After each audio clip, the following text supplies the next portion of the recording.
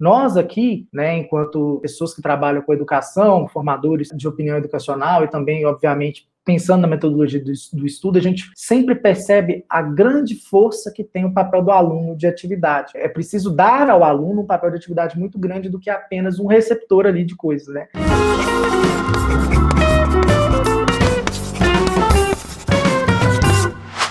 Boa tarde, queridos e queridas telespectadores aqui do 920 Mais na redação e bem-vindos a mais um episódio. Eu sou Rayane Oliveira, supervisora de conteúdo do quadro, e eu tô aqui em ótima companhia, como sempre. Ei, gente! Boa tarde, gente. Tudo bem? Eu sou o Pedro, trabalho aqui na área de linguagens do quadro e estou aqui mais uma semana no nosso maravilhoso novo podcast 920 Mais, comentar os assuntos mais interessantes, mais importantes de redação e ainda fechar com aquela dica de repertório e discussão de temas super atuais, né, Baldi?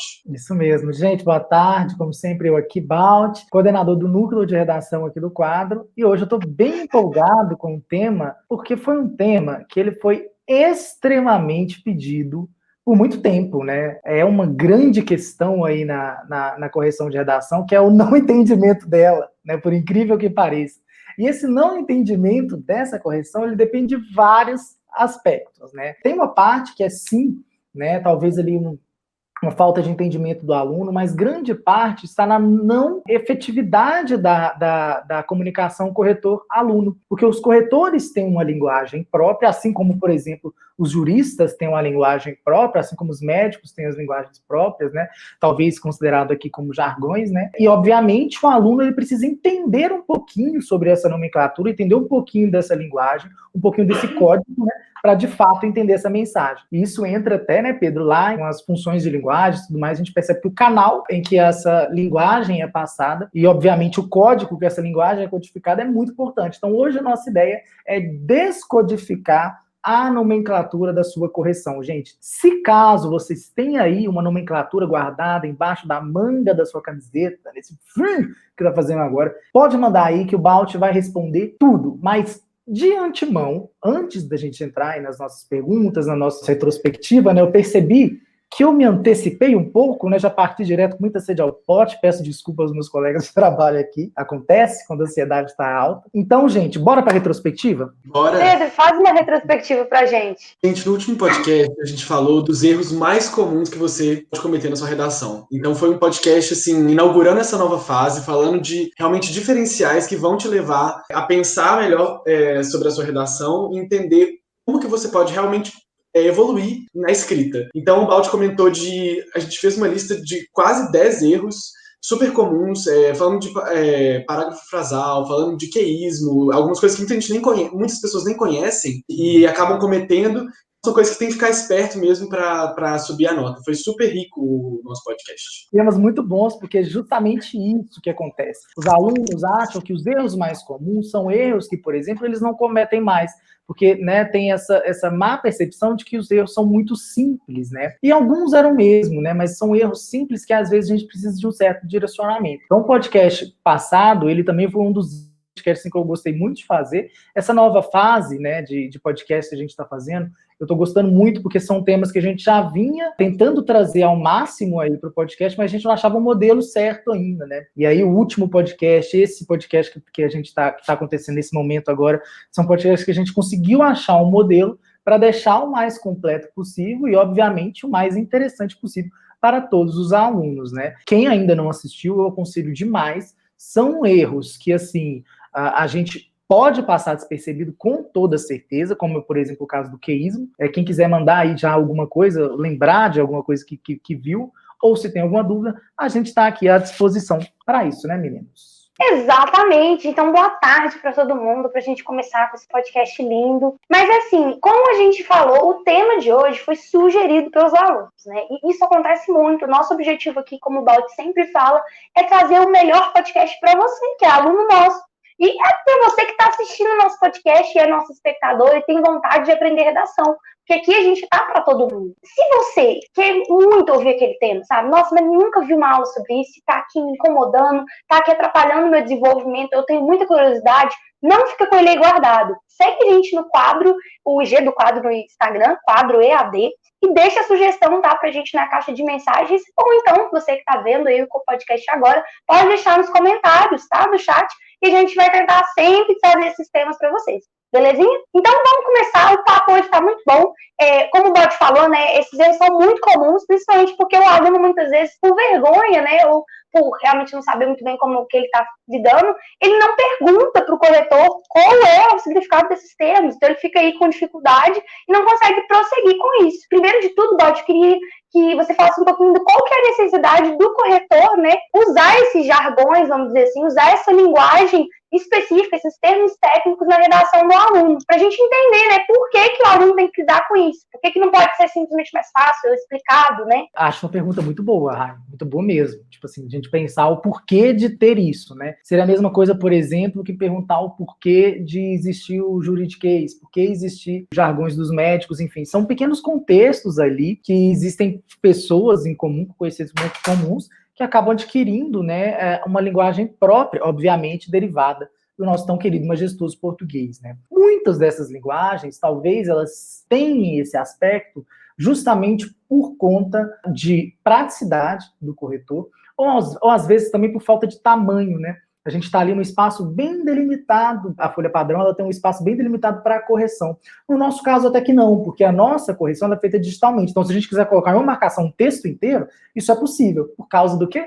Da tecnologia. Eu sou apaixonado com isso, cara. Então a gente pode colocar em cada marcação um texto inteiro para ajudar o aluno. Já não é o caso das folhas padrão que temos aí, obviamente, nos outros pré-vestibulares presenciais, porque não tem espaço físico para aquilo ocorrer. Né? Eles não têm essa ferramenta tecnológica. Então, muito por conta dessa falta de espaço, a ideia da mensagem ela tinha que ser passada e, ao mesmo tempo, ela tinha esse obstáculo de tamanho. Então, o corretor ele começou a ter um jogo de cintura ali para colocar o mínimo da palavra para expressar o máximo da ideia. Ou seja, coloca lá uma nomenclatura que significa outra coisa. E, obviamente, isso já coloca aí para o aluno um outro vocabulário que ele vai ter que aprender também para entender aquela mensagem como um todo. Então, seria como se fosse uma ressignificação de um conteúdo que seria extenso, mas que ele estaria aí de uma forma bem simples, escrita por conta do tamanho e também por conta da praticidade do corretor, para ele não ter que escrever, por exemplo, a mesma coisa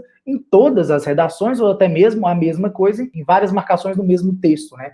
Muitos alunos erram a mesma coisa, por exemplo, no mesmo texto. Então, para não repetir grande extensão daquilo, os corretores optam pela objetividade. E eu acho fantástico. Eu não acho que isso é ruim de maneira nenhuma. Eu acho que é bom para o corretor, bom para o aluno que ele define aí, né, um outro âmbito para estudar dentro da correção, e isso, inclusive, pode, sim, melhorar na adaptação dele com a produção textual, justamente por conta dessa pesquisa, né? Dá até um papel de atividade maior para o aluno. Nós aqui, né, enquanto pessoas que trabalham com educação, formadores de opinião educacional e também, obviamente, pensando na metodologia do estudo, a gente sempre percebe a grande força que tem o papel do aluno de atividade. É preciso dar ao aluno um papel de atividade muito grande do que apenas um receptor ali de coisas, né? Então, talvez essa correção aí também possa ajudar o aluno nessas pesquisas e, obviamente, aprofundar e ter um embasamento. Então, a ideia talvez teria sido essa. Eu fiz uma suposição aqui, talvez dá até uma tese de mestrado, né? Sabe por que desenvolveu essas palavras? E é claro que essas palavras também bebem, né, de várias teorias da comunicação, né? Várias pessoas que escrevem aí para a dissertação. Então, é tudo um quê de estudo com um quê de praticidade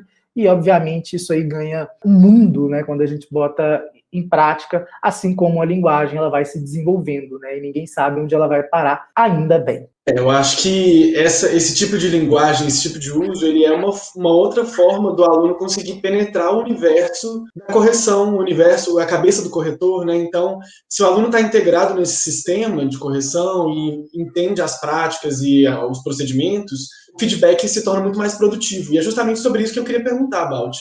A gente já falou que, sei lá, muitas vezes, né, aqui não, né, no finado, mais querido chá de redação, a gente comentou bastante sobre a importância da correção, esse feedback, mas eu acho que é sempre válido reiterar, assim, como que você entender a sua correção e prestar atenção nela, pode fazer com que você tire 920 ou mais na redação. Como que isso é um fator de diferença? Você prestar atenção no feedback e entender esse feedback, que é o assunto do nosso podcast de hoje. A linguagem utilizada ela é um dos mecanismos para se entender ou não aquela correção, né? Talvez seja um dos mais importantes, porque a gente está falando realmente de um código, né? Que ele precisa ser, novamente, inteiro descodificado. É muito importante o papel da correção da redação para a gente entender de fato o que a gente está errando, né? E como que a gente pode melhorar.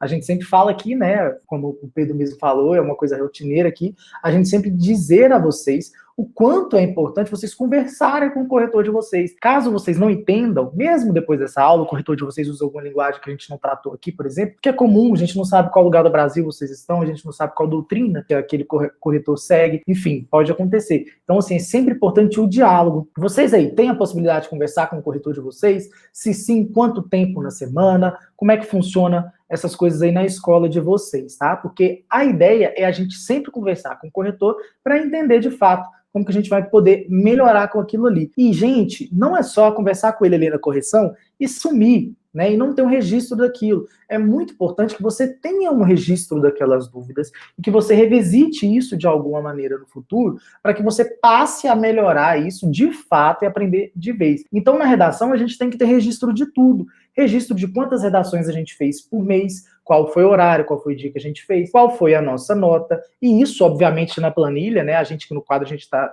cada vez aprimorando mais com a questão da planilha, a gente consegue fazer um gráfico aí de desempenho por mês, comparar esses gráficos aí entre os meses e entender de fato quais eram aqueles erros. Aí dá pra gente filtrar mais, obviamente, colocar, esse dia aqui eu tive tanta nota, e essa nota foi por conta disso, né? Você colocando isso, a gente consegue perceber ao longo dos meses se você está errando de fato a mesma coisa. Porque às vezes a gente faz uma redação lá em fevereiro, né, e faz outra em outubro, e a gente já não tem mais ideia do que a gente errou lá. Então esse registro é muito importante para a gente filtrar isso. Por exemplo, essa semana eu errei um uso de vírgula. Você vai lá na planilha e digita uso de vírgula, Ctrl F, uso de vírgula. Você consegue perceber aí por uma pesquisa, ou então por um documento, enfim, qualquer outro mecanismo tecnológico que você queira, você consegue perceber qual foi a data que você errou a mesma coisa. E perceba se de fato aquilo é recorrente ou não, se for uma coisa esporádica. Porque todo mundo erra também, né, gente, por falta de atenção. Então é muito importante ter um registro e, obviamente, um diálogo com o seu corretor especificado, né, que você detalhe exatamente a sua dúvida para que aquilo não possa acontecer novamente. Muito, muito bom. Essa questão da organização, né, Balt, ela é mega importante para qualquer matéria e ela se repete na redação. O aluno ele fica muito preso, tipo assim, a produção textual, que às vezes é um caderno, um resumo, ele não escreve essas questões, né, ele não guarda e analisa isso depois, assim como ele também muitas vezes tem preguiça de estabelecer essa comunicação. Então, dica valiosa até para quem não tem a comunicação direta com o corretor. Então, agora, Balt, a gente vai passar por outro modelo, que é aquele modelo que a gente fez semana passada, de mais bate-bola. Nós vamos apresentar para você alguns termos, né, que são nomenclaturas que alguns alunos, e algumas também até propostas pelo Pedro, para que a gente possa esclarecer e você fala um pouquinho sobre cada uma delas. Caso quem esteja assistindo, né, esteja com qualquer dúvida, seja dessas nomenclaturas ou tenha outras nomenclaturas em mente aí, com dificuldade, traz para a gente que a gente também aborda por aqui. A primeira é muito clássica, eu mesma, na tutoria, né, já respondi várias vezes, que é o parágrafo frasal, né, muito confundido com tópico frasal, mas a gente vai chegar lá. Muitos corretores escrevem PF, aí, né, a gente até pensa que é um prato maravilhoso de batata frita com bife, não, né, é um parágrafo que ele não possui pontuação ali necessária para se estabelecer, obviamente, um parágrafo, entre aspas, normal, né, um parágrafo, entre aspas, normal, ele tem aí entre 3 períodos, né? 2 a 3 períodos, 3 a 4, não tem fórmula. O que não pode é ter apenas um parágrafo. Por isso que chama parágrafo frasal, que é o parágrafo composto por uma frase só. Em vez do corretor escrever tudo isso, ele justamente coloca parágrafo frasal para você entender exatamente isso. Então a dica, como sempre a gente vem falando um pouquinho aqui sobre parágrafo, e isso, gente, é importante. Não existe marca de autoria Inclusive, a gente podia fazer um podcast sobre marca de autoria. Me vêm as ideias, assim, quando eu tô falando. Então, gente, não é marca de autoria vocês fazerem o que vocês quiserem, como se fosse num poema. No poema, vocês podem errar vírgula, vocês podem colocar um parágrafo imenso, um monobloco de parágrafos, errar acentuação, você pode fazer o que você quiser, porque o poema, ele é um gênero textual que não respeita, que não precisa necessariamente da norma padrão. Agora, quando a gente fala de uma dissertação, a gente está falando de um gênero, né, científico, que usa linguagem denotativa e que precisa dessa norma padrão. Então, não tente impressionar o corretor com a marca de autoria que você acha que é um traço literário seu, porque não é a hora nem o lugar. A autoria, para o Enem, ela avalia a sua organização do texto. Se você está seguindo o seu projeto, se você tem um projeto de texto explícito no seu texto, e que ele é, obviamente, consequência de um planejamento prévio, né? Então é muito importante isso, gente. Vocês não podem colocar determinado conectivo porque é sua marca de autoria. Se você fizer isso, você vai perder ponto. Para o Enem, a marca de autoria é a sua organização, meramente. Então, parágrafo frasal é esse parágrafo composto por uma frase só, ou seja, a gente tem apenas um período aí, um ponto final. E, novamente, uma dica bem simples para a gente já tratar desse assunto é absolutamente fazer um parágrafo com 3 períodos. O que é isso, Baldi? 3 períodos são 3 períodos, né? São 3 frases aí com ponto final. Então aí a gente percebe que precisamos colocar aí, obviamente, até 3 períodos aí no nosso parágrafo. Lembrando que a gente vai chegar nesse item, a ideia é a gente colocar aí períodos que estejam correlacionados. E para isso a gente precisa de conectivos, né? E a gente não pode dividir aí alguns períodos do jeito que a gente quer. Então, tudo isso tem uma ordem, não é simplesmente colocar 3 pontos finais. A gente vai colocar 3 períodos, mas que eles estejam relacionados entre si, obviamente, gerando aí uma noção de coerência que utiliza, obviamente, de uma coesão, de mecanismos coesivos para que isso aconteça. A Tayla falou assim, super concordo, obrigado, Tayla, amei seu nome, com essa ideia do podcast sobre marca de autoria. Muito legal. Aí, tá vendo? Já temos aí uma ideia sobre o que a gente pode fazer ou não aí, hein? Já temos aí mais um tema de podcast. E, Tayla, tem um convite especialmente para você e todas as pessoas que estão ouvindo aí. Caso você queira sugerir temas, você pensa assim, nossa, Deus falou sobre esse tema, é algo que eu tenho muita dificuldade, o quadro Ouve Você.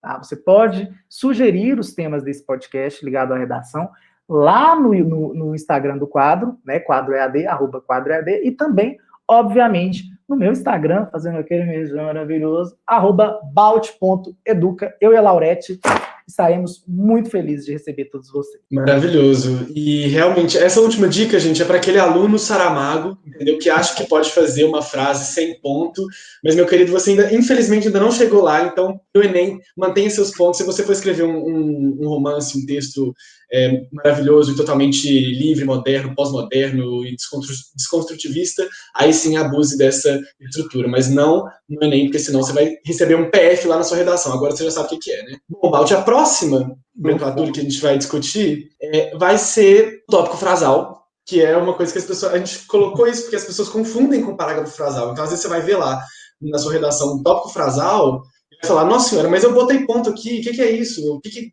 o corretor está falando? Então, o que é isso, Baldi? Tópico frasal. É muito parecido mesmo, né? Tópico frasal, período frasal, eu entendo completamente porque a confusão dos alunos ao receberem a correção. Por isso é muito importante conversar com o corretor. O que é isso aí, bicho? O que é isso aí? Cara, me explica isso melhor para eu entender. Porque senão, às vezes, a gente acha até que o corretor errou, né? Que ele queria marcar um parágrafo frasal e acabou marcando um tópico frasal. Tópico frasal, gente, é muito diferente de parágrafo frasal. Mas é tão diferente que vocês nem acreditam. O parágrafo frasal, a gente já viu que é um parágrafo composto de um período só. O tópico frasal é aquela ideia central que a gente vai discutir, que a gente vai argumentar naquele parágrafo, né? Ou seja, e ele está bem comum aí, obviamente, nos parágrafos do desenvolvimento, que eles fazem menção à estratégia argumentativa que a gente topicalizou, por isso tópico, lá na nossa introdução, né? Então a gente define isso lá no nosso planejamento, né? Qual vai ser a nossa estratégia de argumentação, como que a gente vai colocar isso da melhor forma. E aí, no desenvolvimento, a gente vai pegar esses tópicos da nossa estratégia de argumentação e vai introduzir esses tópicos aí no nosso desenvolvimento, que são, basicamente, a ideia central da argumentação que a gente vai defender naquele parágrafo. Então, nós temos aí 2 tópicos frasais, se uma redação tiver 2 parágrafos de desenvolvimento, né? Porque aí a gente vai defender esses tópicos. Então, é muito distinto, né? A gente tem aí 2 coisas completamente diferentes. apesar de ter a mesma nomenclatura, né, parágrafo frasal é basicamente algo ligado aí à estrutura, né, o mecanismo coesivo ali de progressão textual, né, do texto, e o tópico frasal a gente está falando da ideia central da argumentação a ser ali defendida num posicionamento maravilhoso do aluno. Só coisa boa, né? Quando a gente esclarece uma coisa, por exemplo, ele falou, teve o cuidado de dizer, olha, é daí que vem a coisa do tópico. Porque, gente, a gente confunde demais, é muito nome, a nomenclatura é para ser difícil mesmo, e a gente já tem tantas outras nomenclaturas, e por isso a importância de perguntar. A gente vai ressaltar isso várias vezes, que a pesquisa e a iniciativa de entender, né, Balt, é o essencial. E agora, para falar de uma coisa que a gente já tinha falado, a gente inclusive tem um podcast sobre isso, se você tiver interesse, que é o projeto de texto. Muita gente confunde o que é projeto, planejamento, rascunho, o que significa propriamente projeto de texto, e quando o corretor aponta que o aluno não tem, né, um projeto de texto claro, ou isso ficou evidente, Balt? O projeto de texto está muito ligado à ideia da relação da sua argumentação ao longo do seu texto. Se você sabe relacionar as coisas que você está dizendo, isso é um princípio fundamental da coerência interna. Quando a gente fala de coerência interna, a coerência dentro do texto, a gente está falando de alguns aspectos, repetição, relacionar a argumentação, enfim, várias coisas, né? Inclusive, eu acho que isso também dá uma ideia de um podcast, coerência interna. E aí, quando a gente fala, né, de Deus, perdi. Projeto de texto. Projeto de texto, lembrei. Gente, vou fazer lembrei. Você me lembrou, obrigado. O professor de vocês é pisciano, tá? Então, assim, relevem. Acontece, minha cabeça funciona de um jeito totalmente diferente. Eu ainda não entendi como ela funciona. Então, aí, caso vocês tenham alguma dica, vocês podem me falar, porque é assim, ela vai lá longe, vai lá fundo, e eu já até esqueci de falar um pouquinho sobre algo que é o projeto de texto. Então, vamos falar um pouquinho sobre o projeto de texto. O projeto de texto, gente, está muito ligado com essa ideia da relação dessa argumentação, né? E aí a gente precisa pensar em alguns critérios, né, para a gente estabelecer esse projeto de texto. Primeiro, a gente tem que pensar qual é o tipo de texto que a gente está escrevendo, qual é o gênero de texto que a gente está escrevendo, o que a gente precisa colocar nesse texto, e a gente mostra esse projeto de texto para o nosso corretor. A gente mostra que a gente sabe relacionar as nossas ideias, a gente sabe relacionar a nossa argumentação dentro do tipo textual pedido do processo seletivo que vocês querem, né? Então, o projeto de texto está muito presente, por exemplo, em uma dissertação de processo seletivo, né, do tipo dissertativo e argumentativo, e aí a gente define esse projeto de texto já numa etapa pré-texto, uma etapa de planejamento. A gente vai falar assim, na introdução eu vou colocar isso, isso, aquilo, no desenvolvimento eu vou colocar aquilo, aquilo, outro, e na conclusão, obviamente, eu coloco apenas o fechamento das ideias. Então, a gente precisa muito definir isso. Por exemplo, a gente, na introdução, já temos que ter ali os tópicos que a gente vai trabalhar no desenvolvimento. A gente tem que ter na introdução o tema. A gente tem que ter na introdução, obviamente, o nosso posicionamento ali a respeito daquele tema, né? Então, a gente tem que deixar isso tudo bonitinho na introdução. E no desenvolvimento, a gente pegar aqueles tópicos que a gente colocou e desenvolvê-los, né, um em cada parágrafo, se for o caso. A conclusão não é hora de nova argumentação. Isso mostra um projeto de texto falho. Você não sabia que a conclusão era apenas para reiterar a tese e o tema, e no caso do Enem, obviamente, colocar aí uma proposta de intervenção. Então, o projeto de texto é esse entendimento geral sobre a estrutura e sobre a relação das ideias dentro dessa estrutura. Então, a gente tem que mostrar isso para o corretor da melhor forma. Qual dica que eu dou para isso? A gente estabelecer tópicos que são obrigatórios dentro de uma dissertação, que é geralmente isso que vocês procuram nas redações nota 1000, as redações modelo, vocês querem essa estrutura já pronta, mas é preciso a gente fazer de uma forma diferente. A gente não pensar nela pronta, a gente pensar no tópico que são obrigatórios, nos tópicos que são obrigatórios em cada parte dessa estrutura, e obviamente a gente vai rechear esses tópicos, a gente vai desenvolver esses tópicos com as nossas próprias ideias, com o nosso próprio universo, com a nossa argumentação mais tranquila, com a argumentação voltada, por exemplo, para aquela proposta de redação, que às vezes a proposta de redação está pedindo uma estratégia argumentativa diferente daquela que você está acostumado a fazer. Então, projeto de texto. Você tem que ter na introdução tese, tema, recortes argumentativos topicalizados. Se você quiser contextualizar o tema, começar a redação contextualizando o tema, sem problema, nhonhon e budibudiá. Desenvolvimento, a gente vai pegar o primeiro tópico que a gente falou lá na introdução e vai desenvolvê-lo, trazendo aí um repertório para suportar esse ponto de vista. E, obviamente, desenvolvendo, problematizando, refletindo sobre aquilo que a gente está falando, não somente jogando as ideias. O segundo parágrafo de desenvolvimento, a mesma coisa. A gente vai pegar o segundo tópico que a gente colocou lá na introdução, vai trazer ele para o D2 e vai desenvolver, refletir, problematizar e, quiçá, trazer mais um repertório para suportar esse ponto de vista. É o ideal, não é necessariamente o que você tem que fazer, mas é o que a gente aconselha aqui. A conclusão, você não vai desenvolver outro tópico. A gente, na conclusão, vai apenas reiterar a tese e o tema e fazer, no caso do Enem, a nossa maravilhosa proposta de intervenção com os 5 itens obrigatórios que a gente já trabalhou aqui em um podcast. Tá, gente? Então, o projeto de texto, essa marcação vem, e o que o corretor está querendo dizer para você? Isso aqui está no lugar errado. Faltou você dizer isso nessa parte do texto. Ou seja, faltou entendimento, né, do tipo dissertativo argumentativo, faltou interpretação, faltou colocar ali os itens essenciais na sua redação. Lembrando, galera, que a gente tem um podcast, né, Balti, maravilhoso, sobre apenas esse projeto de texto. A gente fez ali uma discussão direcionada para como você deve construir esse projeto. Então, se você achar que isso está faltando, se você vê muito isso na sua correção, volta lá uns vídeos para trás e acompanha esse podcast, e escuta de novo esse podcast, assiste, está imperdível. A nossa próxima nomenclatura é uma sigla que, se aparecer assim para o desavisado, ele pode achar que é alguma coisa geopolítica, não sei, alguma coisa que não tem nada a ver com nada. É OAC. Explica para a gente, né? A gente está falando aí de repertório, de mobilização de áreas do conhecimento. Como que isso tem a ver com a OAC, essa sigla? Primeiro, eu queria saber se alguém aí que está assistindo já recebeu essa marcação na redação de vocês. Se sim, não é nada, né, absolutamente ligado à saúde de ninguém, não é um parente do AVC, alguma coisa assim, nada disso. Se já tiver aparecido aí para alguém, vocês dão um toque aí para a gente, que eu quero conversar com vocês aí, para saber se isso é tão comum quando a gente pensa.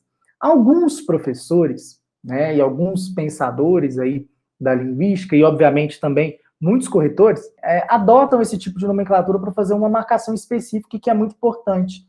Vocês lembram quando a gente falou, já há muitos podcasts, o quanto a redação da dissertação, a redação do vestibular em geral, e obviamente o Enem incluso aí, é interdisciplinar?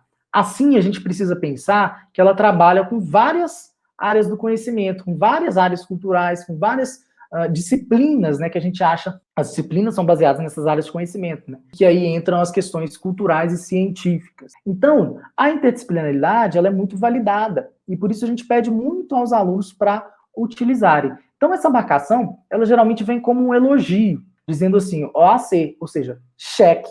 É tipo um checklist ali do corretor, dizendo que você utilizou uma outra área do conhecimento, além daquela que a gente está trabalhando ali, que obviamente é a área da redação, né? Então aí o aluno utiliza, por exemplo, sei lá, amo isso, gente, amo isso, utiliza algum processo natural de alguma rocha, uma deteriorização de alguma coisa, a globalização, né? Ou então pega lá alguma alusão histórico-cultural para fazer uma reflexão a respeito de alguma coisa, vai lá e pega a revolta vacina, colonização, enfim, algumas alusões histórico-culturais. E aí pega essas áreas, né? Ou então até mesmo, gente, teoria do evolucionismo na biologia, né? Falando sobre o processo de evolução natural, de seleção do ambiente, e também, por exemplo, física, as 3 leis de Newton, lei da inércia, ação e reação, tudo isso a gente pode fazer analogias na nossa redação.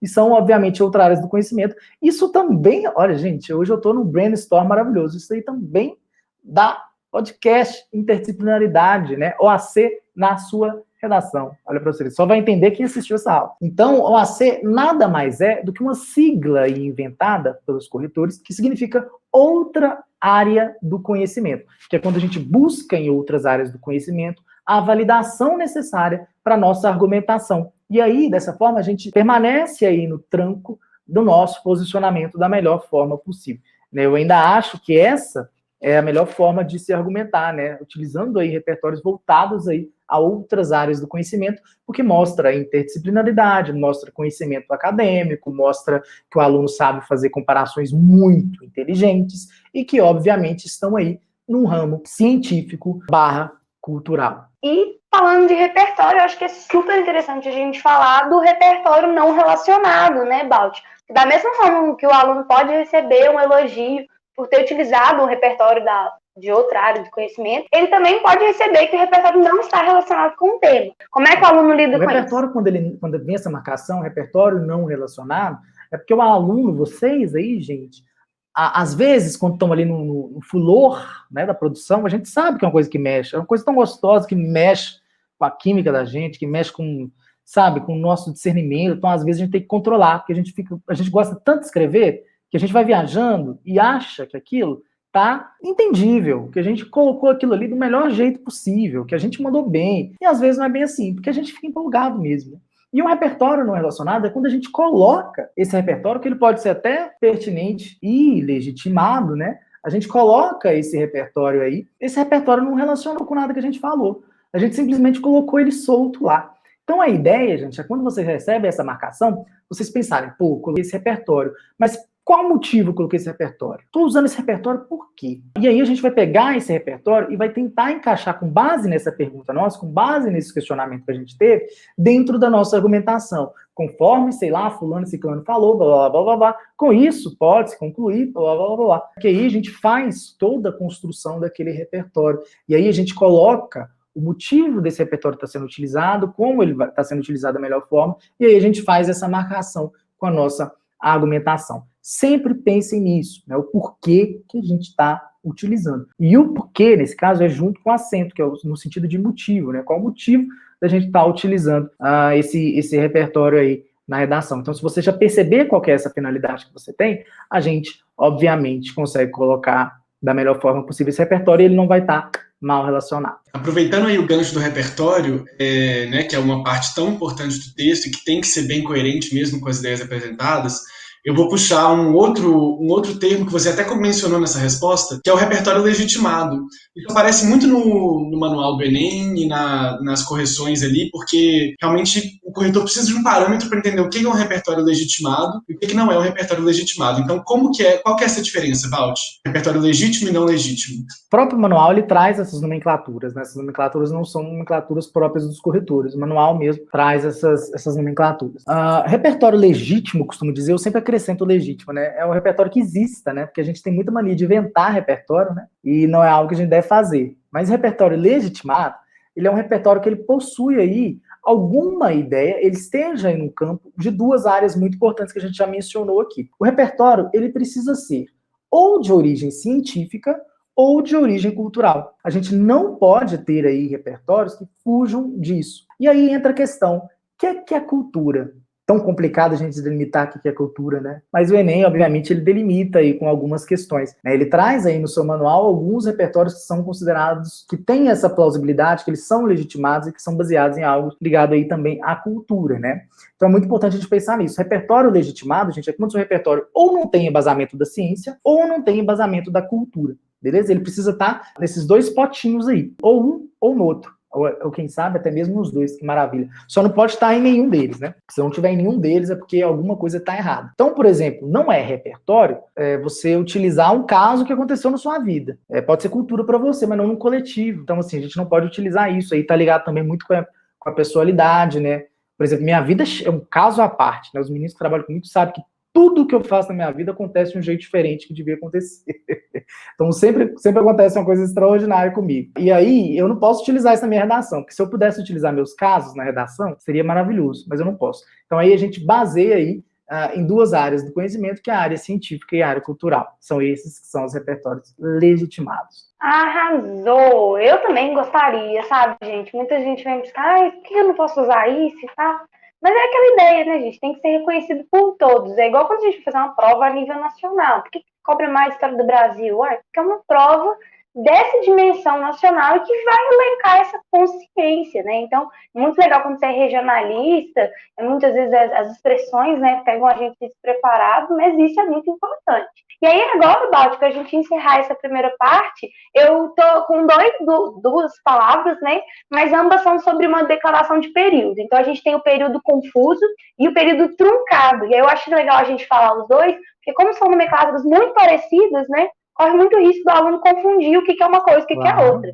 Período confuso. Período confuso, eu acho que a nomenclatura ela é bem explícita aí a respeito que há uma confusão, que esse período não está entendível, que o corretor não conseguiu entender aquilo ali do jeito que o aluno pensou que estava tão claro assim, né? E isso pode ser por diversas razões, mas está ligado ali com a progressão ali textual do texto, não está tendo uma fluidez, né? O corretor está tendo que ler, ou às vezes aquilo ficou incoerente, às vezes até bateu uma contradição. Então é muito importante pensar que o período confuso ele está ligado a questões coesivas, mas muito ligado à harmonia de ideias, né? quando a gente utiliza, por exemplo, mecanismos coesivos que não estão legais, que não são interessantes e que isso ainda prejudica a fluidez e a coerência do nosso texto. Então, período confuso é aquele período que o corretor lê e fala assim, ou não entende de maneira nenhuma, ou tem muita dificuldade de entender o que não é correto. Porque o texto, a redação, a dissertação, ela segue um parâmetro muito claro de fluidez textual, de clareza textual. Então, a gente precisa ter aí uma fluidez no nosso texto. Então, período confuso é porque a gente ou utilizou um conectivo ali que deu uma ideia incoerente no nosso texto, ou justamente porque a gente embolou aí as nossas ideias e não soube colocar isso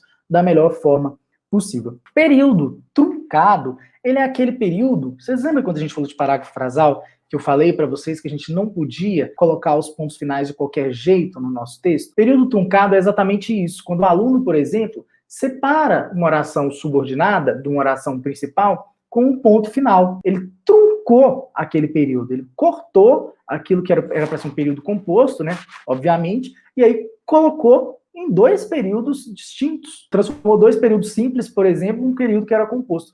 Isso é totalmente errado. Por isso que a gente precisa entender muito daquelas orações subordinadas, substantivos, objetivos, diretos. A gente precisa entender tudo disso para a gente evitar fragmentá-las. Se a gente fragmentar, isso aí, além de ser um período truncado, isso ainda interfere na fluidez do nosso texto. Então é muito importante esse tipo de coisa. A gente não pode colocar um ponto final em qualquer lugar que a gente quiser. Precisa obedecer a relação sintático-semântica. Precisa muito obedecer isso para a gente tornar aí os períodos mais fluidos, concisos, maravilhosos, entendíveis, perfeitos. Que é o que todo mundo quer para ganhar ponto, né, Balt? A gente quer tirar 1000 no final, fazer parte desse clube do 920+.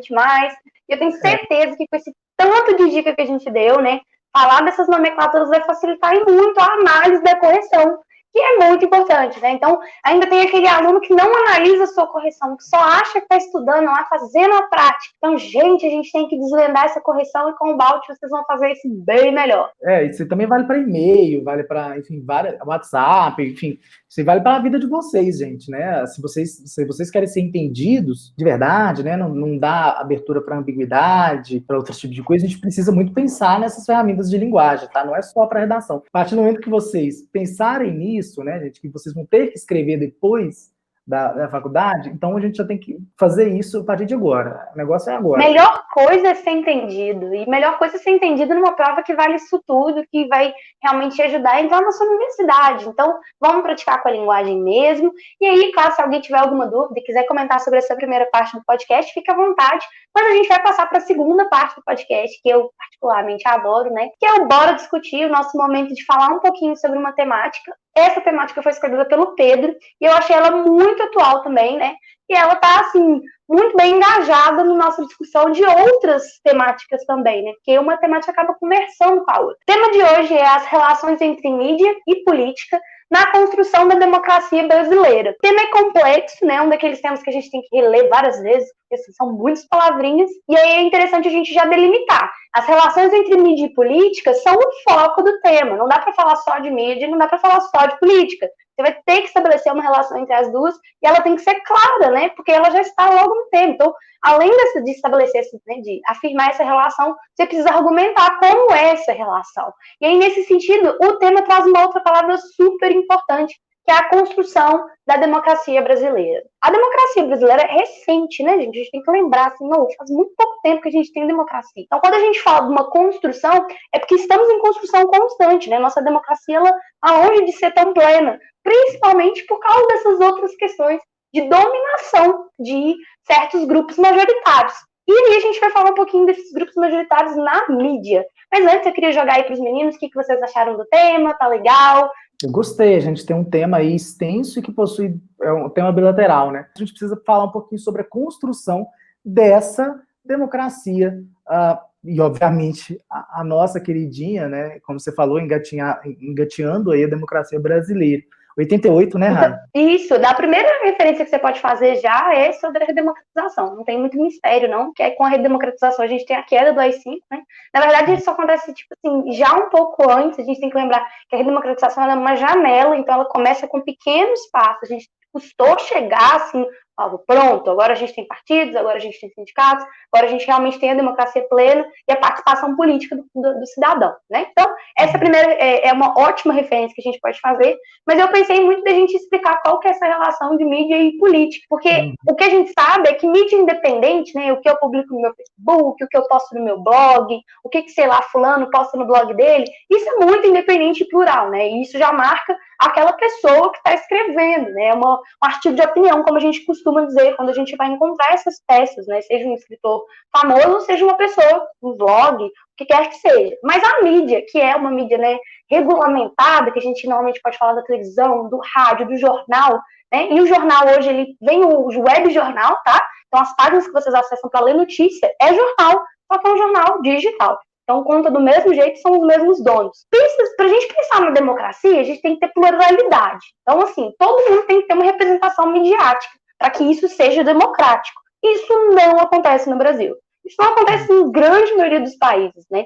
Os sistemas de mídia, historicamente, eles são imutáveis, eles estão congelados ainda no mundo em que as pessoas, uma só pessoa, né, domina vários meios. Então, eu selecionei aqui 4 coisas legais para a gente combinar e conversar sobre essa relação. A primeira é o monopólio familiar. Essa é uma característica muito interessante para a gente pensar. A mídia brasileira, e chega a fazer piada, né? Quem nunca viu um meme do Silvio Santos ou da família Marinho por aí, não tá na internet, né? Então, a gente já comentou várias vezes sobre essas famílias, e eu gosto de citar Marinho porque o Grupo Globo, né, ele é dono de editora, produtora de filme, de jornal, a gente tem a rádio, né? Então, o mesmo grupo domina vários meios de comunicação.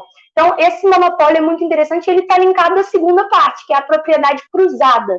Propriedade cruzada dos meios de comunicação. Gente, guarda isso, que isso é... Não sou bonito? Propriedade cruzada nos meios de comunicação. Nada significa do que eu acabei de falar, de que uma só pessoa coordena e é dono, né, de mais do que um meio de comunicação. Então, aqui em Belo Horizonte, a gente tem um exemplo ótimo, que é o Tempo e o Super, são do mesmo grupo, mas são jornais de nome diferentes, são vendidos, né, e são circulados em meios diferentes. Então, é muito interessante pensar que o mesmo grupo domina 2 meios de comunicação. E o que é um meio de comunicação? O meio midiático, ele, sem fazer nenhum esforço, ele forma opinião, porque são opiniões de outras pessoas, então nós concordamos e discordamos com elas. Mas, principalmente, o objetivo de um meio de comunicação é informar o que está acontecendo. Então, independentemente da vertente, o meio de comunicação ele só não pode negar o fato. A perspectiva que ele vai dar para o fato pouco importa. Ele pode fazer do jeito que ele quiser. A gente tem fatos abordados, né, em que a pessoa faz uma questão investigativa, vai até o crime, assim como a gente tem casos que são relatados e a pessoa está bem distante e aquilo, né, tem uma outra direcionamento. Então, isso são coisas importantes. Aí vamos para a terceira, que é a pouca diversidade nas linhas editoriais que são conservadoras. Gente, não é sendo bipolar, estando de lado, isso não quer dizer nada. Quando a gente fala que as mídias são conservadoras, eu vou falar que é principalmente por causa da religiosidade. O meio conservador, ele é principalmente religioso no Brasil. Então, quando a gente fala desse conservadorismo, é muito importante primeiro ressaltar isso, depois, né, vir trazendo a questão do meio conservador como um posicionamento político efetivo. Os dois estão muito interligados, mas se a gente não laiciza, né, a direita e a esquerda, a gente sempre vai ter essa questão, porque tanto na direita quanto na esquerda podem ter religiosos, e os religiosos vão ser conservadores. Então, com essa pouca diversidade, a gente tem as mesmas opiniões circulando, né? É muito raro você ver vozes diferentes falando nos meios de comunicação. Isso está mudando aos poucos por causa das mídias independentes, mas não necessariamente está mudando porque os meios de comunicação estão dando voz para esses grupos, beleza? A gente tem que pensar nisso. E aí leva a última e quarta, né, questão que é muito importante. Quando a gente compara a população que lê o jornal, a população que vê televisão hoje, com a população geral, gente, tem uma grande parcela da população que se informa de jeitos completamente diferentes ou não se informa de jeito nenhum. Ou seja, essas pessoas elas estão propensas, sim, a cair e serem manipuladas pelo meio de comunicação, mas a gente também tem vários meios de comunicação, como, por exemplo, o jornal, que já estão se tornando cada vez menos influentes nessa questão social, né? E a internet e as mídias alternativas estão se tornando cada vez mais importantes. Então, essa modificação dos meios de comunicação ela é constante e ela vai continuar, provavelmente, né? A gente vai ter cada vez mais abaixo dos jornais presenciais, né? Ainda mais na pandemia, como é que você compra o jornal, né? Uma coisa até, pensando na higiene, é loucura, ninguém vai fazer isso. Quem entrega é uma coisa, mas assim, você sabe a dificuldade que é. Então, gente, esses 4 elementos descrevem a mídia brasileira. Esses são fatos, não tem como você negar. pode amar a mídia brasileira, você pode achar que a relação dela com a política é ótima, mas esses fatos fazem da nossa mídia uma das mídias mais comprometidas, porque não há diversidade, são as mesmas pessoas. E aí eu trouxe uma referência muito bacana para vocês. Eu sei que ninguém gosta muito de pesquisa, mas essa pesquisa foi realizada por uma iniciativa internacional de repórteres, os Repórteres Sem Fronteiras. É um nome mole de gravar, então eu acho que vale a pena ter ali no repertório, caso, né, a gente vai trabalhar com mídia. E basicamente o que você precisa gravar da pesquisa é que foram comparados 12 países e o Brasil é o que tem menos pluralidade na mídia. A grande parte das mídias, né, são donas, as pessoas, os mesmos grupos são donos das mídias, e aí é legal pra gente comparar como que é essa questão do conservadorismo, né, quem são os donos dessas mídias e o que eles vão defender nelas. Porque o objetivo da mídia, como eu disse, é transmitir opiniões, é passar o fato e as suas perspectivas. Você pensa que uma pesquisa que foi realizada com 50 veículos de rede de TV, estamos falando só de TV, tá? A gente tem 12 rádios, 17 mídias imprensas, 11 redes de TVs abertas. E aí, nesses rádios e as questões, a gente tem que pensar que aquilo também você consegue acessar, né, pelo esse mesmo canal de informação. E os veículos online. Então, eu falei que era só TV, mas na verdade não. Olha, veículos de rádio, mídia impressa, que é a circulação, né, regular, e a gente tem os veículos online, que são 10. Desses 50, 9 são propriedades de lideranças religiosas, então todas são cristãs, e desses 5 já se direcionam um conteúdo em defesa do valor. Então, são canais que são somente religiosos. Eles vão passar, vão se dedicar, né, a apresentar um conteúdo que defende os valores da sua religiosidade específica. Além desses que eu falei, né, desses 9, a gente tem 6 veículos que não são definidos como religiosos, mas apresentam conteúdos de denominação religiosa em suas páginas e na sua grade de comunicação, né, de programação.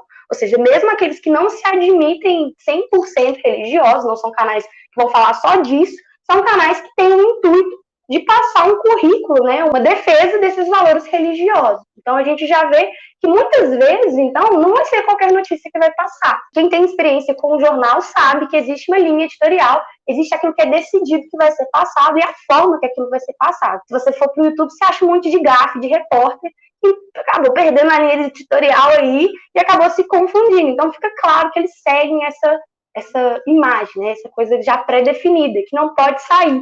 Que por mais que a gente, como meio, né, somos cidadãos, a gente reclama, a gente liga, a gente participa, a gente muda a mídia, assim, a nossa opinião tá lá também. Mas ela também passa por um filtro, né, e esse filtro, ele influencia diretamente a nossa política. Não só porque, pensa, se você passa uma propaganda de um político e aí você tem mais tempo de câmera para uma imagem representativa, né, ou se você, por exemplo, passa uma propaganda antes da outra, um horário antes do outro, tudo isso é manipulação midiática. Como a gente está vendo no Trump e aqui também no nosso país com o Bolsonaro, isso influencia diretamente na eleição, né, de candidatos, assim como a não eleição de candidatos. No caso, a gente tem uma mídia independente online, tem um grande apoio a ambos os dois candidatos, né, os dois presidentes que eu falei, e temos também uma mídia regular que realmente marca a oposição a esses governos. Então, a gente tem uma polaridade muito grande que domina e que restringe a opinião, porque não há discussão, há apenas a apresentação dessa bipolaridade. Ah, mas tem um princípio que fala um pouquinho sobre imparcialidade, né? E aí, na linguística, a gente estuda muito isso, sobre será que existe algo imparcial mesmo, né, na análise do discurso? Porque a partir do momento que você escolhe uma notícia, por mais neutra que ela seja, ali há um filtro, ali há uma escolha, né? Então, não há, de fato, nenhuma notícia que seja imparcial. E o problema maior, como a Rai mesmo disse muito bem, é a questão do monopólio. E é algo que me incomoda muito no sistema capitalista, que, em essência, seria algo plural, algo onde a gente tivesse concorrência. Livre mercado, livre concorrência. E não é uma verdade. A partir do momento que a empresa, mesmo independente, consegue uma relevância, ou ela é comprada, ou ela é chutada, né? E se a gente for observar, como você mesmo falou, são famílias, né, que já estão aí há muito tempo, né? Tenho medo de processos, vou me evitar de falar, mas, assim, famílias que estão aí já há muito tempo dominando, né, e que têm aí as suas crias conforme, por exemplo, tem a emissora nacional e as emissoras de cada estado, e aí entra nas emissoras municipais, e aí pega a rádio, e aí pega o jornal da esquina, e aí pega o folheto imobiliário, e aí pega tudo, e quando vê, essa pessoa tem total controle de mecanismos, né, de divulgação midiática. E é clara, por exemplo, na última eleição presidencial foi assim, é clara que duas das grandes emissoras do Brasil, somadas a grande visualização do território nacional, visualização, leitura, enfim, em geral, tiveram propagandas claras a favor de um candidato. Ou seja, que imparcialidade é essa? Que a gente pega e coloca, né, temos o horário comercial, que é obrigatório, o horário eleitoral, que é obrigatório e tudo mais, mas não é disso que eu estou falando, né? Todo mundo sabe que foi divulgado em horário nobre, várias campanhas publicitárias aí a favor. É loucura, Balt, porque na teoria liberal, a mídia deve ser um cão de guarda, a mídia é um regulador, ela tá lá olhando a política e ela vai denunciar. E desde o Collor, a gente pode colocar isso como também uma referência cultural, desde o impeachment do Collor, ela sai de ser cão de guarda e vira uma justiceira, ela vai atrás de realmente caçar aquilo que ela abomina. Isso está errado, né? O quarto poder não foi feito para isso. A mídia é o quarto poder. A gente precisa pensar nisso. Eu concordo demais. Eu acho muito importante a gente pensar nessas relações da mídia, principalmente com a política. Pedro, fala um pouquinho, desculpa. Vai. Sobre isso, gente, eu só queria trazer uma referência bacana, que é um artigo que eu li no ensino médio e que agora voltou assim na minha cabeça quando eu pensei nesse tema.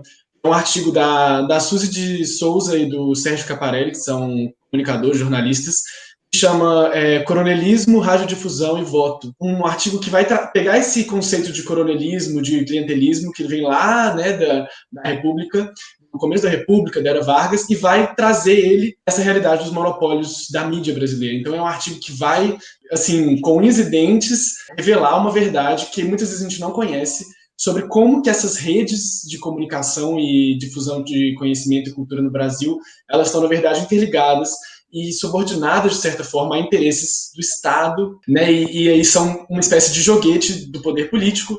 Eu acho que esse aspecto é muito importante e a gente contrapor ele com esse aspecto que a gente comentou também, que é o da mídia combativa, da mídia de oposição, da resistência, que é, assim, né, a voz da imprensa, a voz da mídia que está sendo tão silenciada e maltratada ultimamente, ela também é um pilar, como a gente começou comentando, da democracia, né? Inclusive a queda do AI-5, a liberdade de imprensa no Brasil, a pretensa liberdade de imprensa, são marcas desse nosso processo democrático. Então a gente tem esses dois polos que são complexos, mas acho que numa redação isso tudo pode ser explorado de forma bem interessante. Só isso que eu queria trazer. Com certeza. Tem muita referência histórica, gente. Eu falei, não falei de Collor, falei da redemocratização, dessa teoria liberal, e aí você pode usar a teoria liberal, não precisa dizer nada, a teoria liberal diz por si mesma, tá? E essa questão do cão de guarda do justiceiro, ela é real, ela é uma referência mesmo, e ela é muito interessante, né? Essa pesquisa, como eu disse, do Repórteres Sem Fronteiras, 50, e aí vê só da questão entre 12 países, nós temos a menor pluralidade de empresas. Então, foi isso. Se você gostou, se você quer usar em outra redação, volta, assiste de novo, indica para os amigos. E a gente volta semana que vem, né, gente, com mais tema bom, com mais bora discutir, com um monte de coisa boa. Então, para encerrar, o Balt agora vai dar a colherzinha de chá dele, que não mudou. A gente agora, dica do Balt para a gente encerrar. Balt. Perfeito. Ó, gente, eu acho que nesse clima, eu não estava preparado para falar sobre essa dica específica, não. Mas eu vou fazer assim.